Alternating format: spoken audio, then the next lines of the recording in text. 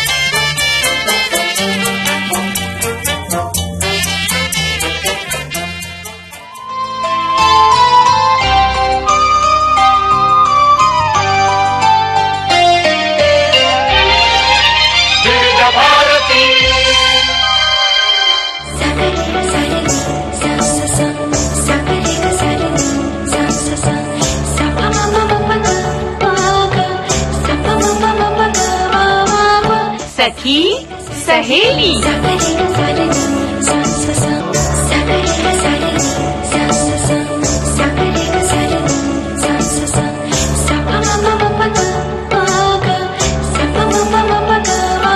सखी सहेली।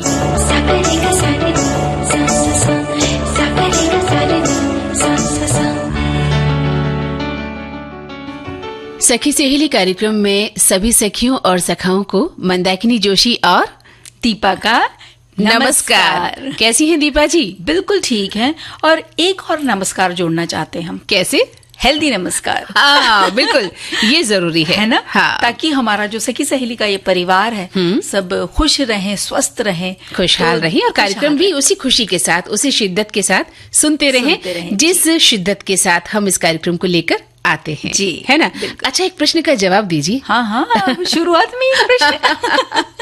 भाई प्रश्न तो देखिए हर वक्त जहन में रहते ही हैं, है ना? ये बात हम घर से बाहर निकलते हैं तो हजारों प्रश्न कौनते हैं। सुबह से लेकर शाम तक हमारे दिमाग में कितने विचार आते हैं, कितने प्रश्न आते हैं, कितने सवाल जो हम करते रहते हैं, कभी खुद से, कभी सामने वाले से। तो आज सामने वाले का मौका है। हाँ, आज आपका मौका है ना। तो मेरा जो प्रश्न है वो ये है आपसे कि आप एक स्त्री हैं, ठीक है? तो स्त्री की कोई एक विशेषता बताइए मुझे। मंदाकिनी जी, स्त्री होना ही अपने आप में बहुत बड़ी विशेषता है ना? स्त्री खुद में ही विशेष है, क्योंकि जितना भी कुदरत ने धरती पर निर्माण किया है उन सब में अगर आप देखें तो स्त्री सबसे खास है। बिल्कुल। और स्त्री की रचना भी इसलिए की गई है कि वो धरती को विशेष बनाए, क्योंकि खुद खास है ना। क्या बात है, क्या बात है। तो आपने तो 100 में से 100 नंबर हासिल कर लिए हैं। क्या खूबसूरत जवाब दिया आपने। बहुत। अब जब 100 में से 100 मिल गए तो एक सवाल आप पे भी छोड़ दे। अरे क्या बात है, मुझे लगता है कि मैं पास हो भी पाऊंगी कि नहीं। अरे आप भी 100 में से 100 लाएंगे। चलिए पूछिए। अच्छा, ये बताइए, एक महिला दूसरे महिला में क्या विशेषता खोजती है? ये तो बड़ा अटपटा सा सवाल है। क्या एक महिला दूसरी महिला में कोई विशेषता खोजती है?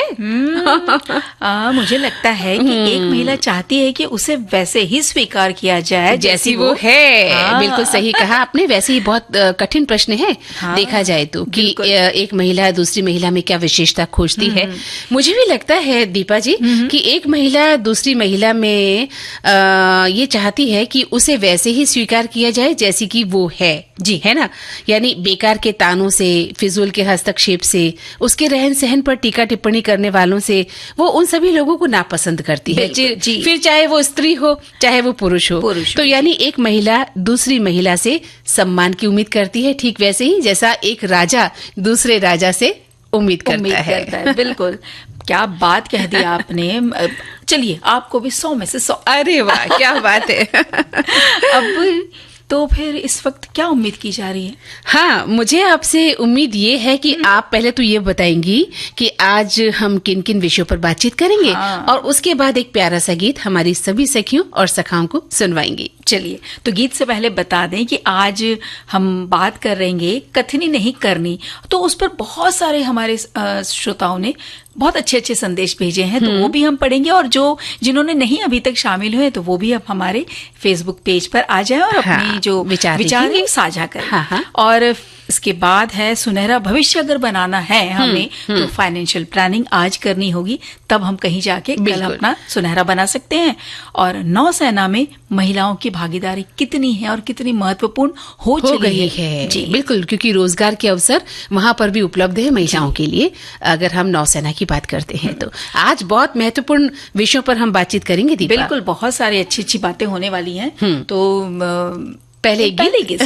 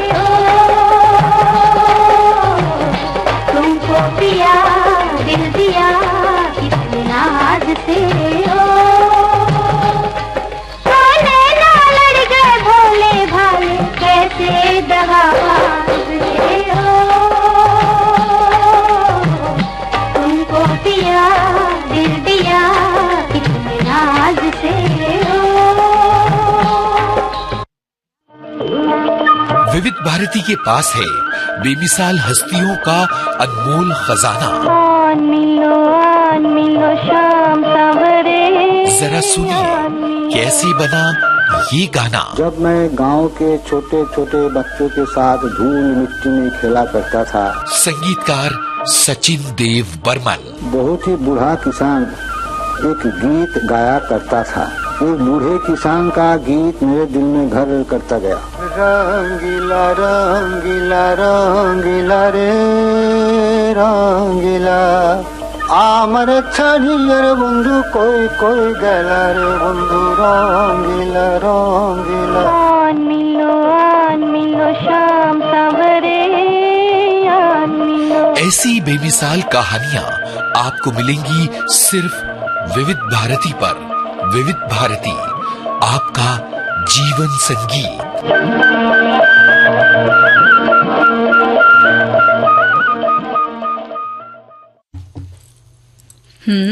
आज हम बात कर रहे हैं महिलाओं की हस्ती की और उनकी विशेषताओं की। तो देखिए, विशेषता लिए हुए वो कहाँ नहीं आज अपना जो महत्वपूर्ण भूमिका निभा रही हैं। हर जगह उन्होंने जल भी ले लिया, उन्होंने थल भी ले लिया और उन्होंने वायु भी ले लिया। यानी वो आकाश की सैर पर भी निकल पड़ी है, जी, है बिल्कुल, ना? बिल्कुल। तो कहाँ नहीं है ना? इस जमीन से आसमां तक मैं ही मैं हूँ, मैं ही मैं हूँ। यानी भाई स्त्री ऐसी बात कहती है। जी, स्त्री ऐसा कहती है, लेकिन कहीं हमारे सखा ये ना सोचे कि आज भाई क्या बात है, सब स्त्रियों की बात हो रही है। लेकिन ऐसा नहीं है, क्योंकि उनका सपोर्ट है, इसलिए घर की महिलाएं इतना कुछ कर पाती। इसमें ऐसा सोचने की कोई बात ही नहीं कि हमारे साथी जो सखा लोग बुरा मान जाएंगे कि हम सखियां सिर्फ अपनी अपनी तारीफ कर रही हैं। सबका अपना एक स्थान है, सबकी अपनी एक जगह है।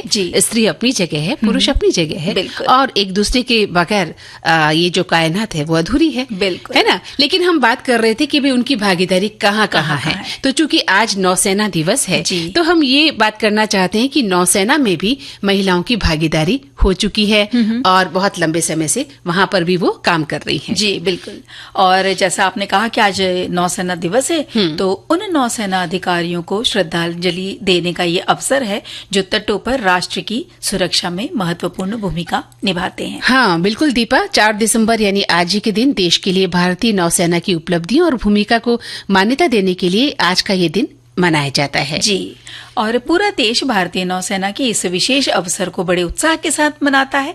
देश की समुद्री सीमाओं की रक्षा करने और इसकी सुरक्षा सुनिश्चित करने में भारतीय नौसेना को जो उनकी वीरतापूर्ण प्रयास है और बलिदानों का सम्मान करने के लिए भारतीय नौसेना दिवस ये हम मनाते हैं। और इस दिन भारत की विशाल जो तट है, तट रेखा की रक्षा करने, समुद्री व्यापार मार्गों की निगरानी करने और प्राकृतिक जो आपदाएं हैं और मानवीय संकट के समय सहायता प्रदान करने में भारतीय नौसेना के महत्व पर भी प्रकाश डाला जाता है आज ही के दिन। बिल्कुल। इसी तरह भारतीय नौसेना में महिलाओं की भागीदारी भी बढ़ रही है। भारतीय नौसेना में अधिकारियों के रूप में महिलाओं की भर्ती वर्ष 1991 से शुरू हो गई थी। हाँ। और तब से भारतीय नौसेना ने धीरे धीरे एनडीए के माध्यम से भर्ती सहित सभी शाखाओं को महिला अधिकारियों के लिए खोल दिया है। बिल्कुल सही कह रही हैं दीपा आप। और वर्ष 1992 की अगर हम बात करें तो महिलाओं को केवल सशस्त्र सेना मेडिकल कोर में भर्ती किया जाता था 1992 तक। जुलाई 1992 से नौसेना ने महिलाओं को नौसेना की कुछ चुनी हुई शाखाओं में अल्पकालिक कमीशन अफसर के रूप में भी भर्ती करना शुरू कर दिया था। जी, ये हम बात जैसे ये कर रहे हैं ना आज की 90 के दशक की, लेकिन अगर थोड़ा सा पुराना देखें ना तो ब्रिटिश राज्य के समय नर्सिंग का जो केयरिंग का जो जरूरत होती थी उस वक्त जब युद्ध होते थे, प्रथम विश्व युद्ध और द्वितीय विश्व युद्ध, तो तब वहां पर भी हमारी महिलाओं ने बहुत अच्छा काम किया, बहुत महत्वपूर्ण योगदान दिया। उनमें कई नाम आते हैं जैसे एस.एल. कौला, नूर इनायत खां और कल्याणी सेन। इन्हें नर्सिंग और केयरिंग की सेवा के लिए रखा गया था। बिल्कुल बिल्कुल, बहुत महत्वपूर्ण नाम आपने लिए हैं जिनका जिक्र होना बहुत जरूरी है, क्योंकि अक्सर हम नौसेना के बारे में तो जानते हैं, लेकिन वहाँ महिलाएं किस तरह से पहुंची हैं, हाँ, वो जानना भी बेहद जरूरी है। और जो यंग जनरेशन है, जो युवा लड़कियां हैं, अगर वो इस क्षेत्र में जाना चाहती हैं तो उन्हें पता होना चाहिए कि वहाँ उनके लिए पूरा खुला स्थान है, एक खुला आसमान है उनके लिए, खुला समुद्र है उनके लिए, जहां वो जा सकती हैं।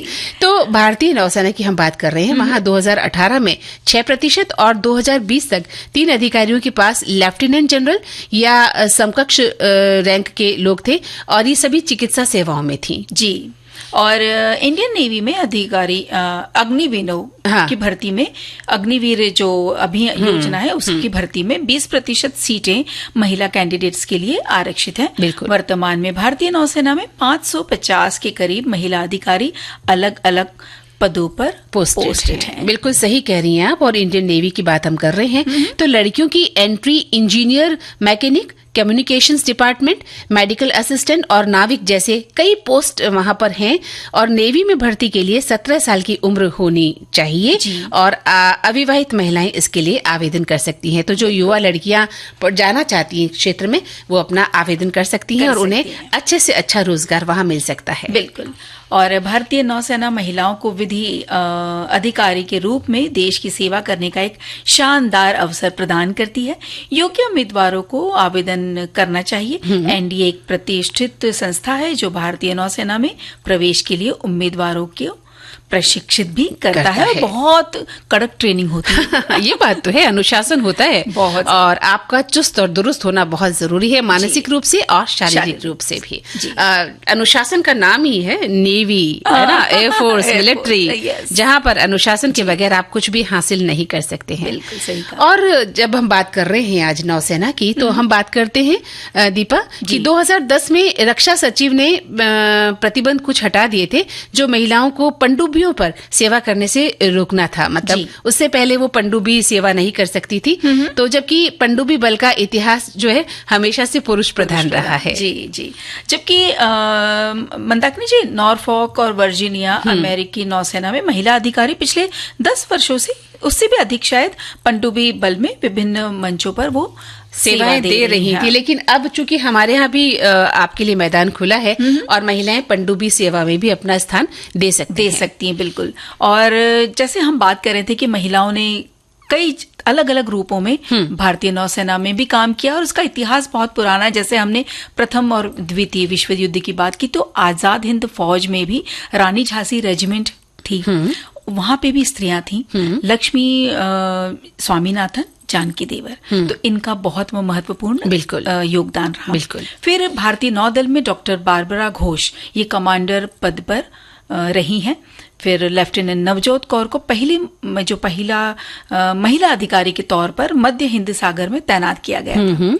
और इसी तरह लेफ्टिनेंट करिश्मा शिरवड़े को भी, इनका नाम भी उल्लेखनीय है। बिल्कुल है।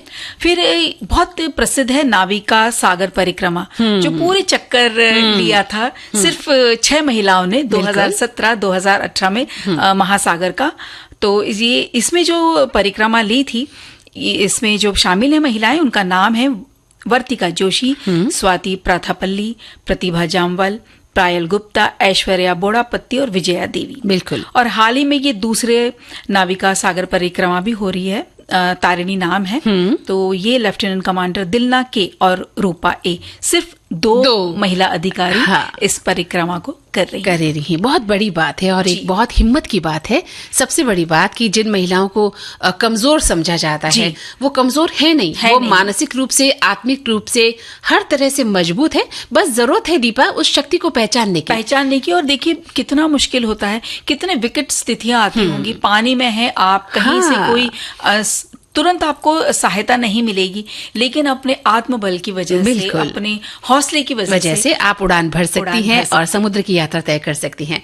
तो जो युवा महिलाएं इस क्षेत्र में जाना चाहती हैं, वो अपनी जो है परीक्षा खुद कर सकती हैं कि क्या वो इतनी हिम्मत रखती हैं। अगर हाँ, तो बहुत अच्छी बात है, और अगर हिम्मत नहीं है तो भी हिम्मत लाइए। बिल्कुल। और भी क्षेत्र है जहाँ पर हम आगे बढ़ सकते हैं। बिल्कुल। लेकिन अगर नौसेना में आप जाना चाहती हैं तो निश्चित रूप से आपके लिए द्वार खुले हैं। जी। तो अब हमें एक गीत सुनना होगा। बिल्कुल, चलिए।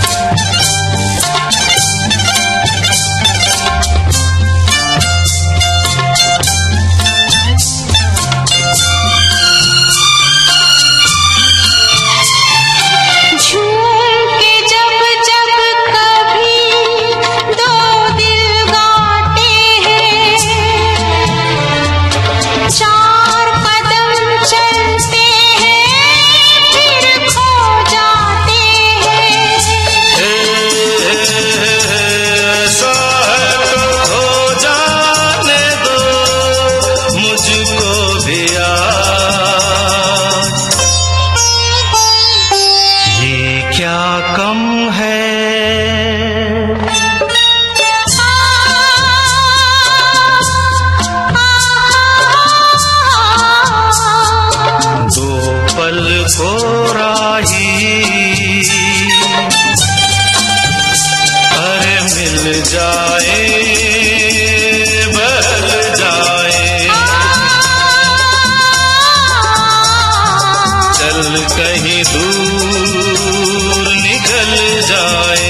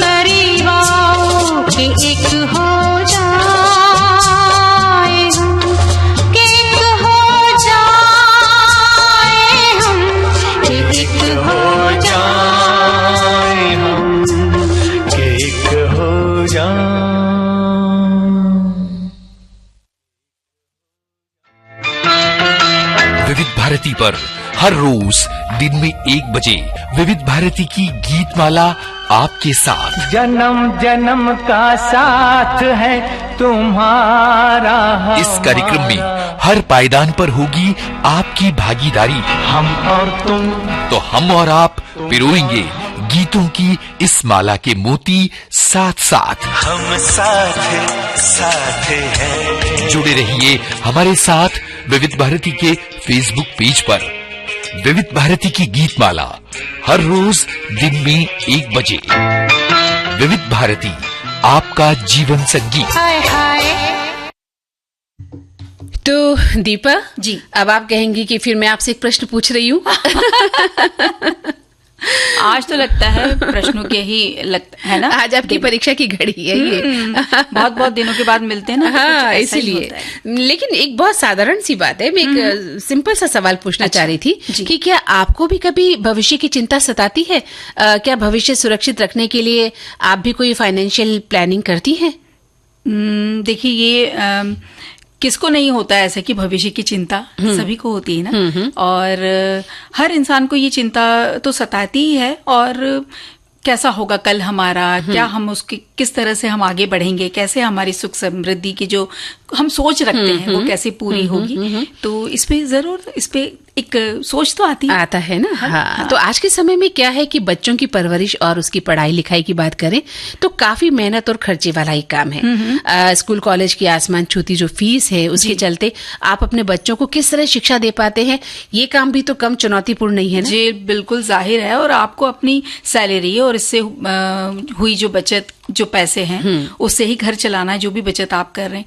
लेकिन अपने और बच्चों के भविष्य के लिए अभी से हम प्लान करके चलें तो बहुत अच्छा है, ताकि आगे जो भविष्य है उसमें हमें कोई परेशानी ना आए। बिल्कुल सही कह रही हैं आप। और अपने सुनहरे भविष्य के लिए जो फाइनेंशियल प्लानिंग है वो भी हमें समय रहते कर लेनी चाहिए जी। और इसमें क्या है कि लिक्विडिटी है, जैसे फ्लेक्सिबल और बेस्ट रिटर्न्स का जो होना है वो बेहद जरूरी हो जाता है। बिल्कुल।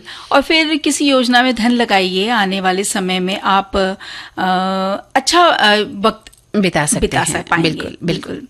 और बच्चों के भविष्य के लिए आप जो योजना बना रहे हैं उसमें ध्यान रखिए कि आपका खर्च कितना आप कर सकते हैं और कितनी आपको बचत उसमें करनी है। और साथ ही एक बात और है कि हम अक्सर क्या करते हैं, कर्ज ले लेते हैं जी। उस कर्ज लेने से अपने आप को हमें बचाना है ना। बिल्कुल।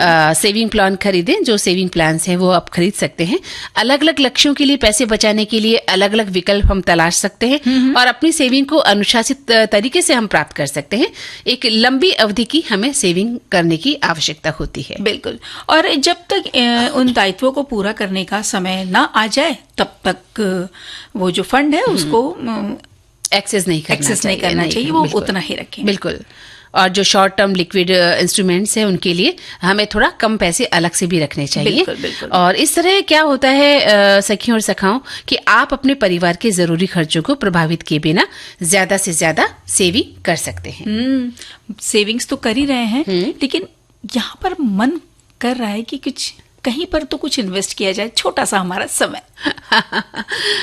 बिल्कुल, लेकिन अभी थोड़ा सा वक्त है हमारे पास, हम थोड़ी सी बात और कर सकते हैं। बिल्कुल कर सकते हैं। तो फिर देखिए, जो बात हमारे ये जो हुई है ना कि फाइनेंशियल प्लानिंग, सब घूम फिर करके बात ये आती है कि बहुत ज्यादा जरूरी है। बिल्कुल। कि हम कैसे अपने आर्थिक अपने आप को स्वतंत्र कर सकते हैं, हम वित्तीय भविष्य कैसे आगे लेके और जाएं। जीवन की जो अनिश्चितताएं हैं उनसे भी अपने आप को बचा के रख सकते हैं। बिल्कुल। और अब हम महिलाओं से जब बात कर रहे हैं तो ये भी बात कर लेते हैं कि महिलाओं के लिए फाइनेंशियल प्लानिंग में क्या क्या बातें शामिल हो सकती हैं। जैसे कि वित्तीय स्वतंत्रता प्राप्त करना बहुत जरूरी है आज के समय में। ठीक है, सब कुछ समान है, सब अच्छा है, लेकिन अपनी जो आर्थिक जरूरत है, जो भी फाइनेंशियल हमारी इच्छाएं हैं, हम उनको पूरा कर सकते हैं, तो उसके लिए पर्याप्त पैसा हमारे पास होना चाहिए। बिल्कुल। और एक है कि करियर ब्रेक लेना, कि यानी अगर आप करियर ब्रेक लेना चाहती हैं तो आपको इसके लिए योजना भी बनानी चाहिए। जी, कब और कैसे, किस लिए आप ले रही हैं ये ब्रेक। जी, अगर आप कामकाजी, हाँ, अगर आप नौकरी पेशा है तभी हाँ। तब ये बात। और जो आपात स्थिति है उसके लिए भी हमें जीवन को तैयार रखना चाहिए, क्योंकि जीवन में अनिश्चितताएं कभी भी आ सकती हैं। हाँ। तो आपात स्थिति यानी बुरे वक्त के लिए आपको हमेशा तैयार रहना चाहिए। बिल्कुल, वो बहुत ज्यादा जरूरी है। हाँ। और इन बातों को ध्यान रखते हुए मंजरी जी, मंदाकिनी जी, क्योंकि मंजरी पहले से आती है ना, तो नाम एक मिला जुला सा भी नाम है। पर मुझे अच्छा लगा, आपने मेरा नया नाम, हमारे श्रोताओं ने भी मेरा एक नया नाम रख दिया है। हाँ? आपने भी रख दिया, तो क्या दिक्कत है। तो बात ये हो रही थी मंदाकिनी जी कि महिलाएं अपनी आर्थिक स्वतंत्रता और सुरक्षा के लिए फाइनेंशियल प्लानिंग कैसे करें। ठीक है, हम कंधे से कंधा मिला के चल रहे हैं, ये सारी बातें होती है कि हम पुरुषों के साथ कंधे से कंधा मिला के चल रहे हैं और हम कहीं पीछे नहीं है। हम अपने करियर के साथ बचत का भी ध्यान रखते हैं, हम निवेश का भी ध्यान रखते हैं, लेकिन क्या क्या किया जा सकता है, इस पर ध्यान रखना, गौर करना बहुत जरूरी है। और सबसे बड़ी बात यह है कि महिलाएं इस लड़ाई में न पड़े कि वो पुरुष के साथ कंधे से कंधा मिलाकर चल रही है, वो कहीं भी पीछे नहीं है। इन सब बातों को ध्यान में नहीं रखना है, बल्कि अपनी जिंदगी को सुरक्षित बनाना है, अपने आप को लंबी रेस का घोड़ा बनाना है, ताकि एक लंबे समय तक वो अपने परिवार के लिए, अपने बच्चों के लिए, अपने आने वाले भविष्य के लिए एक स्वर्णिम तैयारी कर सकती है ना। और इस वक्त मुझे लगता है दीपा, हमें एक छोटा सा अंतराल लेना बहुत जरूरी है।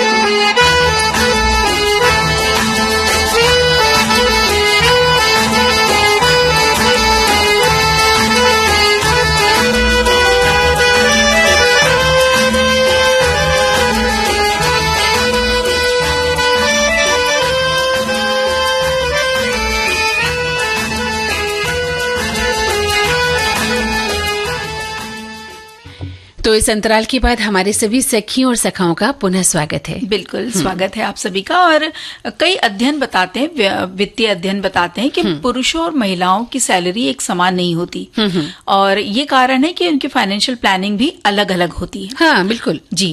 तो एक वैश्विक अध्ययन के अनुसार, अगर उसके अकॉर्डिंग हम देखें, जो लगभग 2019 में की गई थी, कि मान लीजिए अगर पुरुष की सैलरी 100 रुपए है तो महिला की कहीं 80 के लगभग आसपास होगी। हाँ। यानी करीबन 21% थोड़ी कम होगी। इसलिए कम आय को देखते हुए महिलाओं के लिए और भी जरूरी हो जाता है कि वे अच्छा निवेश पोर्टफोलियो बनाकर पैसा कमाएं और उसे जोड़ना शुरू करें, ताकि कम समय में वो अपने लिए एक अच्छा खासा या पर्याप्त फंड जुटा सकती है। इसीलिए समान काम और समान वेतन की बात कही जाती है। ये लड़ाई इसलिए भी लड़ी जा रही है कि स्त्री और पुरुष एक ही गाड़ी के दो पहिए हैं और दोनों को बराबर मिलना चाहिए।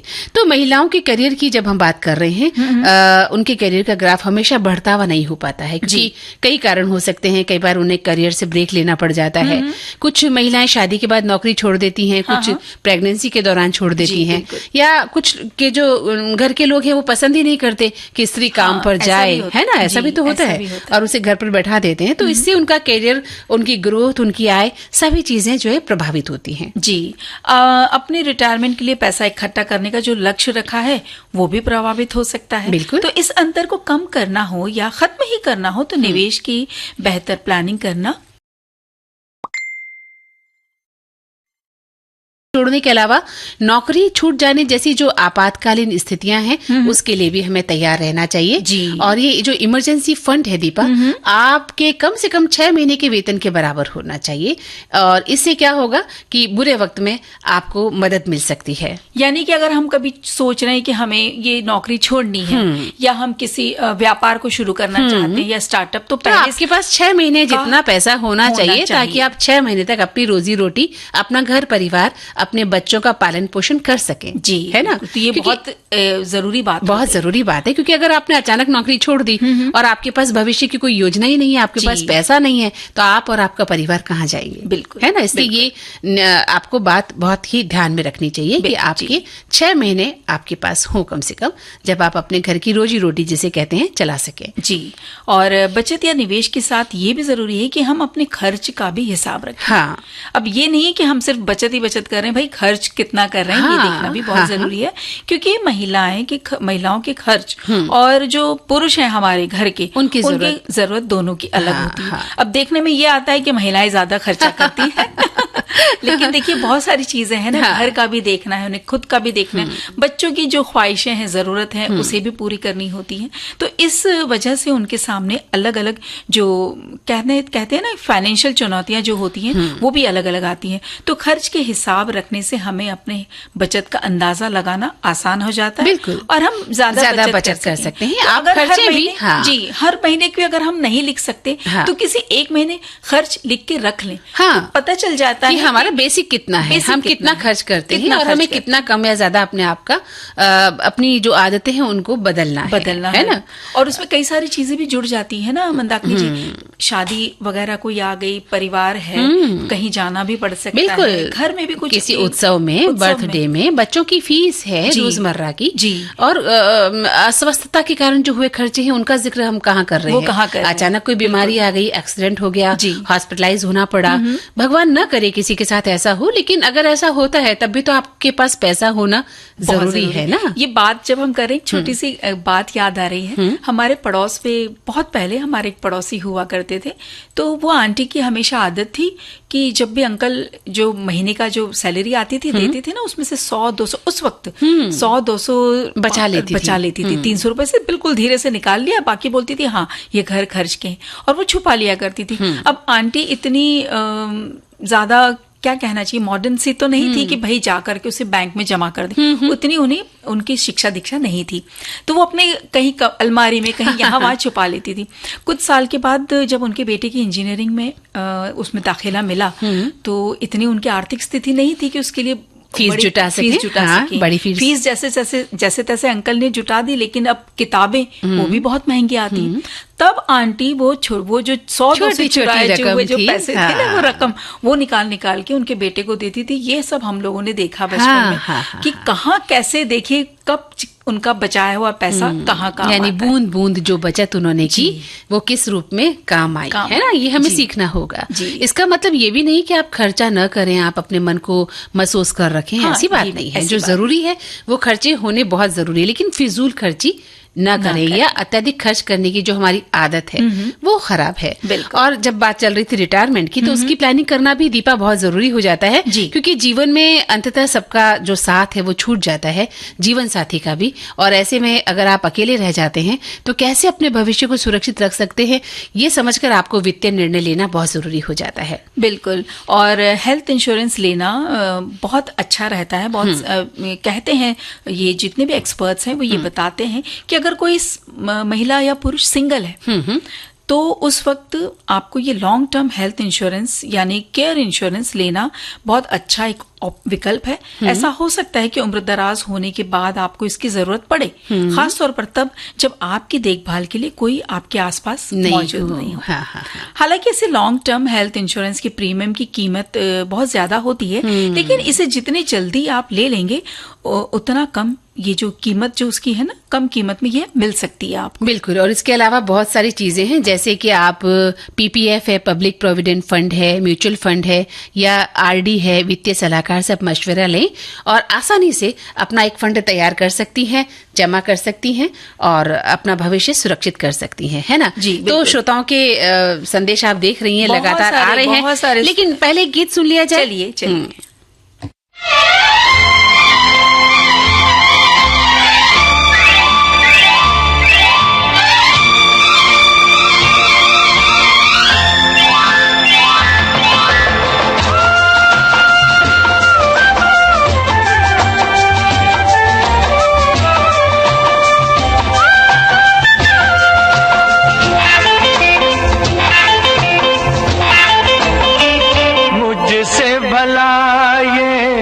काजल तेरा मुझसे भला ये काजल तेरा, नैन बसे दिन रे नी सोनिए नी सोनिए।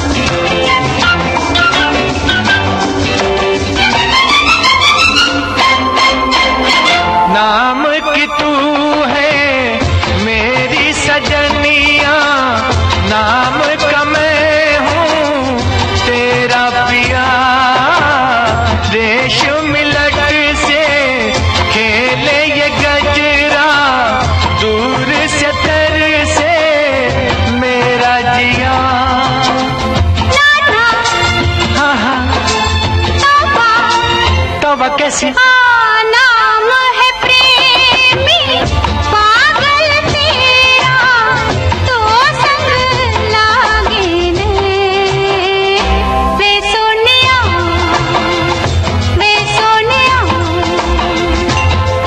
ओ मुझसे भला ये काजल तेरा, नैन बसे दिन रे नी सोनिए।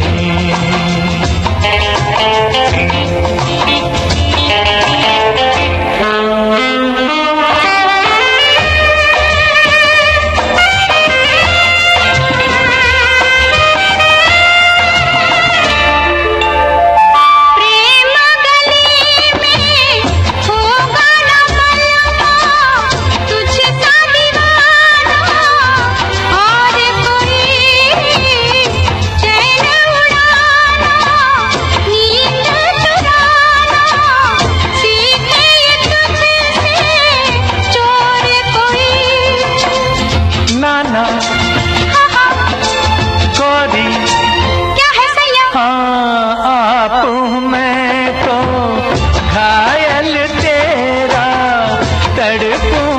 सारी रे नी सोनी नी सोनी।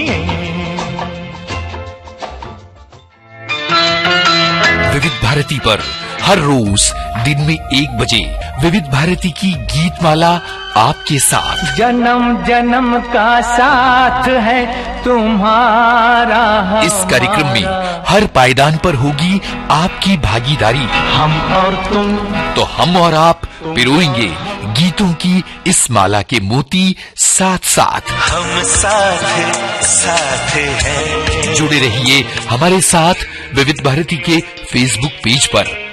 विविध भारती की गीत माला हर रोज दिन में 1 बजे। विविध भारती आपका जीवन संगीत।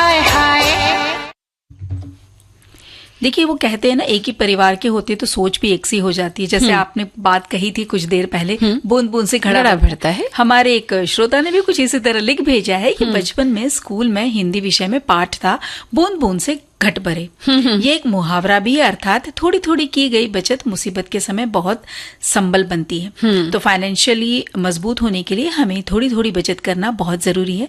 यही बचत आगे जाकर बेहद काम आती है। वही उन्होंने बात की है, जैसे कि शादी, मकान, बच्चों की पढ़ाई और समय पर काम आने वाली ये सब चीजें हमें काम आती है और हमें किसी से मांगने की जरूरत नहीं। बिल्कुल सही कहा इन्होंने कि बूंद बूंद से घड़ा भरता है, ये कहावत भी है और हमारे जीवन में कितनी काम आती है ये कहावत, है ना। बिल्कुल। और एक श्रोता लिख रहे हैं कि फाइनेंशियल प्लानिंग प्रक्रिया का एक महत्वपूर्ण कदम है। सबसे पहले तय करें कि आप अपनी संपत्ति बढ़ाने के लिए कितना लोन लेने की योजना बना रहे हैं, जैसे कि कार, घर खरीदना इत्यादि। फिर अपने बच्चों की शिक्षा और शादी के लिए पैसे खर्च करने की समय सीमा कैलकुलेट करें। इसके अलावा अपनी इच्छाओं को भी शामिल करें, जैसे कि छुट्टी की योजना बनाना, उच्च शिक्षा हासिल करना, नया बिजनेस शुरू करना। आखिरकार और सबसे महत्वपूर्ण बात कि अपने रिटायरमेंट के खर्चों के बारे में फैसला करें। इन लंबी अवधि के वित्तीय लक्ष्यों, महंगाई दर और जोखिम उठाने की क्षमता के आधार पर फाइनेंशियल इंस्ट्रूमेंट तैयार करें और अपना निवेश करना सफर जो है वो शुरू करें। बिल्कुल, देखिए कितनी अच्छी बात इन्होंने लिख भेजी है, बहुत अच्छी जानकारी। अच्छा, एक संदेश और आया है कि फाइनेंशियल प्लानिंग बनाना जीवन में हर व्यक्ति के लिए एक उद्देश्य होना चाहिए। ये पैसों के अलग अलग लक्ष्यों के लिए इनकम एलोकेट करना मदद करता है, साथ ही जीवन की एक निश्चित उम्र में वित्तीय स्वतंत्रता सुनिश्चित करता है और वित्तीय संकट या महामारी के दौरान यह स्थिति को समझदारी से संभालने में आपकी मदद करेगा। इसलिए वित्तीय योजना बनाना, सही उम्र में जरूरी कारकों पर विचार करना और अपने जीवन को सुरक्षित रखने का सबसे अच्छा तरीका है। बिल्कुल। एक श्रोता लिख रहे हैं कि आने वाले दिनों को सुनहरा बनाने के लिए बचत का अग्रिम आयोजन करना जरूरी है। गुजराती मुहावरा है, टीपे टीपे सरोवर भराए, मतलब बूंद बूंद से हौज भरा जा सकता है। मैंने भी नौकरी के दौरान इसी राह पर चलते हुए छोटी छोटी बचत करके परिवार के सभी सदस्यों के नाम से अलग अलग अवधि के लिए रिकरिंग खाता खुलवाए थे और इस बचत के जरिए ही मैंने अपना घर बना पाया हूँ। मेरे बड़े भैया कहा करते थे कि की गई बचत आपका बड़ा भाई है, जो मुश्किल परिस्थितियों से बाहर निकालने में हमारे लिए एक लाठी जैसा सहारा बन सकती है। वो ये भी कहते थे कि पैसे की बचत, मिलकत और सोना के गहने ये तुम्हारे 3 बड़े भाई हैं। सगे भाई या समधी मुश्किल में जब साथ न दें तब ये तीनों आपका सहारा बन सकते हैं और काम आ सकते हैं। बहुत सुंदर संदेश। और इसी तरह एक और ये मैसेज आया है कि फाइनेंशियल प्लानिंग से तात्पर्य आपकी इनकम को मैनेज करना है, ताकि मौजूदा खर्चों, भविष्य की जिम्मेदारियों और देनदारियों के लिए फंड एलोकेट किया जा सके और किसी इमरजेंसी की स्थिति में समझदारी से पैसों के लक्ष्यों को पूरा किया जा सके और कंटेंट लाइफ रहते हुए पैसों के लक्ष्यों को समय पर पूरा किया जा सके। बिल्कुल, बहुत अच्छे विचार हमारे श्रोताओं ने हमें लिखे हैं। और एक गीत कहें आप तो सुन लिया जाए। बिल्कुल बिल्कुल।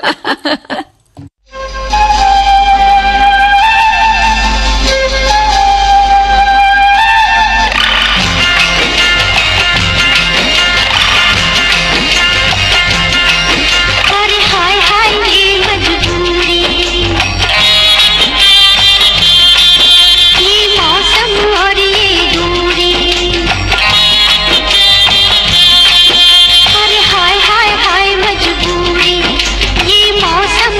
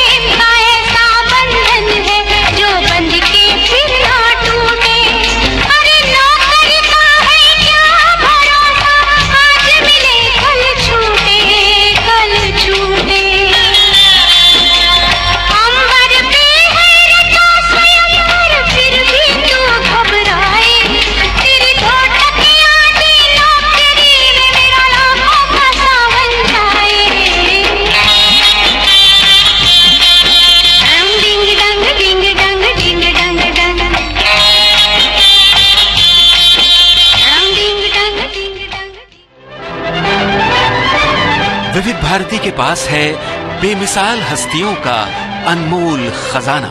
कहानी के किसी सीन की रिहर्सल चल रही थी, मैं भी टाइम पास करने के इरादे से खड़ा हो गया। जाने माने चरित्र अभिनेता जीवन, कैसे हुई थी अभिनय यात्रा की शुरुआत? डायरेक्टर ने आओ देखा ना ताओ मुझसे मुखातिब होकर बोले, अजी आप भी कुछ बोल दीजिए बरखुरदार। तो बस सिर्फ दिल बहलाने की गरज से मैं शुरू हो ही गया। बहुत कुछ कर लिया आराम मखमल के गदेलों में, सुलाऊंगा तुम्हें या पत्थरों में और ढेलों में। सरे दरबार खिदमत में हर एक बांधे कमर होगा, किसी के हाथ में बल्लम कोई करता चमर होगा। वाह वाह वाह वाह वाह वाह की आवाजें बुलंद हो गई। डायरेक्टर साहब ने मुझे गले से लगा लिया, कहने लगे, बरखुरदार अरे तुम तो बॉर्न आर्टिस्ट हो, फिल्म में एक्टिंग करो, मैं तुम्हारी लाइफ बना दूंगा, फोटोग्राफी को मारो गोली। ऐसी अनमोल यादें आपको मिलेंगी सिर्फ विविध भारती पर। विविध भारती, आपका जीवन साथी। हाँ जी दीपा जी, तो अब क्या कहेंगे, नहीं तो हमारे श्रोता भी कहेंगे कि भाई इन दोनों सखियों की कथनी और करनी में फर्क है। हम ऐसा बिल्कुल नहीं होने देंगे। हाँ, इसलिए वक्त आ गया है अब इसी विषय पर बात करनी है। बिल्कुल।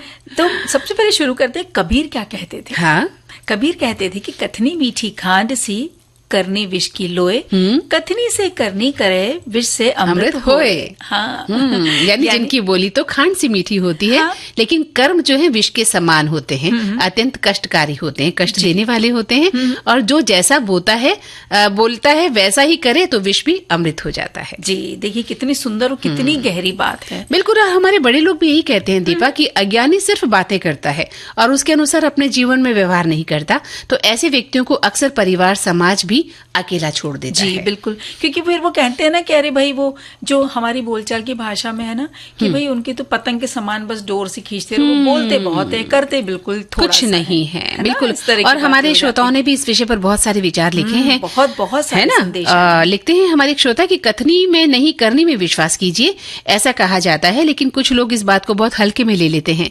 कहने को तो वे बहुत कुछ कह जाएंगे, धरती आसमान एक कर देंगे, लेकिन कहने मात्र से ऐसा नहीं होता। उसके लिए हमें श्रम करना पड़ता है, वित्तीय सहायता की आवश्यकता होती है। ऐसी कोई उनकी प्लानिंग नहीं होती, हवा में तीर चलाते हैं, फिर उस काम के न हो पाने पर उन्हें शर्मिंदा होना पड़ता है, जिसे वे अपनी पराजय नहीं मानते। ऐसे हमेशा पुरुष जो हैं तिरस्कृत होते हैं, भले ही वे घुमा फिरा कर हमें समझा दें, लेकिन समाज की नजरों में वे लापरवाह माने जाते हैं। उनकी कथनी और करनी में अंतर सबको साफ मालूम पड़ जाता है। बिल्कुल, और इसी तरह से एक और ये संदेश आया है कि कथनी और करनी में बहुत अंतर होता है। यह एक पहली भी चलती आ रही है। आजकल के जमाने में तो इस कहावत का प्रयोग बहुतायत होता है। वैसे ही हम कभी कभी किसी को कह देते हैं कि भाई अमुक कार्य मैं कर दूंगा, और उस कार्य को महीने बीत जाने तक भी वो पूरा नहीं हो पाता। तो कहने का अर्थ यह है कि कहना तो आसान होता है, पर उस पर कार्य करना बहुत मुश्किल होता है। बिल्कुल बिल्कुल। और एक श्रोता लिख रहे हैं कि कथनी और करनी में सदैव अंतर देखा ही गया है। बहुत कम लोग होते हैं जिनकी कथनी और करनी एक जैसी होती है। व्यक्ति अपनी पब्लिसिटी के लिए और अपने आप को बनाए रखने के लिए कई ऐसे काम करता है, उसकी कथनी करनी में स्पष्ट अंतर दिखाई दे जाता है। हम प्रतिदिन देखते हैं कि पौधारोपण का काम करने वाले सिर्फ फोटो निकालने और दिखावे के लिए और पेपर में समाचार देने के लिए काम करते हैं, जबकि उनकी कथनी वैसी होती नहीं है। हमें सामाजिक जीवन में अपनी भूमिका को ऐसे प्रस्तुत करना चाहिए जिससे हमें याद किया जाए और हमारे कामों का प्रभाव दिखाई भी दे। जी, एक संदेश में उन्होंने बड़े मजेदार तरीके से लिखा है कि घर में नहीं है दाने और अम्मा चली भुनाने। हाँ बिल्कुल जी। और आपकी बात भी उन्होंने कही है कि कबीर जी क्या कहते हैं? कबीर जी कहते हैं कि अज्ञानी व्यक्ति सिर्फ बातें करता है और उसके अनुसार अपने जीवन में व्यवहार नहीं करता है। बिल्कुल। और एक श्रोता लिख रहे हैं कि शेक्सपियर ने कहा है कि मन में जो भव्य विचार या शुभ योजना उत्पन्न हो उसे तुरंत कार्य रूप में परिणत कर डालिए, अन्यथा वो जिस तेजी से मन में आया वैसे ही एकाएक गायब भी हो जाएगा और आप उस पर कोई लाभ उस अवसर का नहीं उठा पाएंगे। वास्तव में समस्या ये नहीं कि हमारे पास उपयोगी विचार या सुंदर योजनाएं नहीं है। योजनाएं तो हम बहुत बनाते हैं, अपने बनाए उत्तम से उत्तम विचारों से प्रसन्न भी हम बहुत होते हैं, किंतु उन पर हम कार्य नहीं करते हैं। यही हमारी दुर्बलता है। हमें किन बातों से बचना चाहिए, हमें क्या कार्य करने चाहिए, क्या उचित है क्या अनुचित है, हम इस संबंध में जब जानेंगे तभी ये काम हम कर पाएंगे और नवीन विचारों को जितना आप काम में ला सकते हैं हमें सोचना चाहिए। जी। तो एक संदेश ये कहता है कि जो कर्मवीर हैं उनकी कथनी और करनी एक होती है, इसलिए लोग उन पर विश्वास करते हैं। और एक श्रोता लिखते हैं कि विचार चाहे कितने भी उत्तम क्यों ना हो, लेकिन वो सार्थक तभी माने जाते हैं जब उनकी झलक व्यवहार में भी दिखे। जी, तो हमने देखिए कितनी सारी बातें सोची थी, तो जो हमारी सोची बातें सारी की सारी हमारी श्रोताओं ने लिख दी है। बिल्कुल। और अब हमारे पास जो वक्त है वो इतना है कि हम एक गीत अपने श्रोताओं को सुनवा दें। तो चलिए सुनते हैं।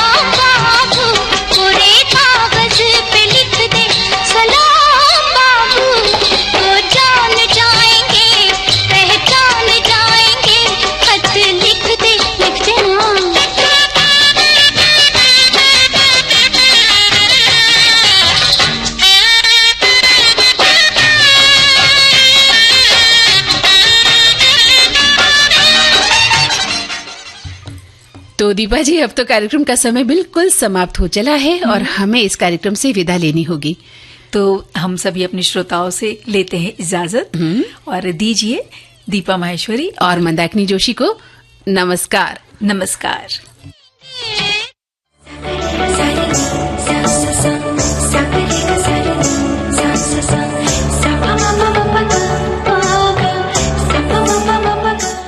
इस कार्यक्रम की प्रस्तुत करता है अनुश्री पाठक।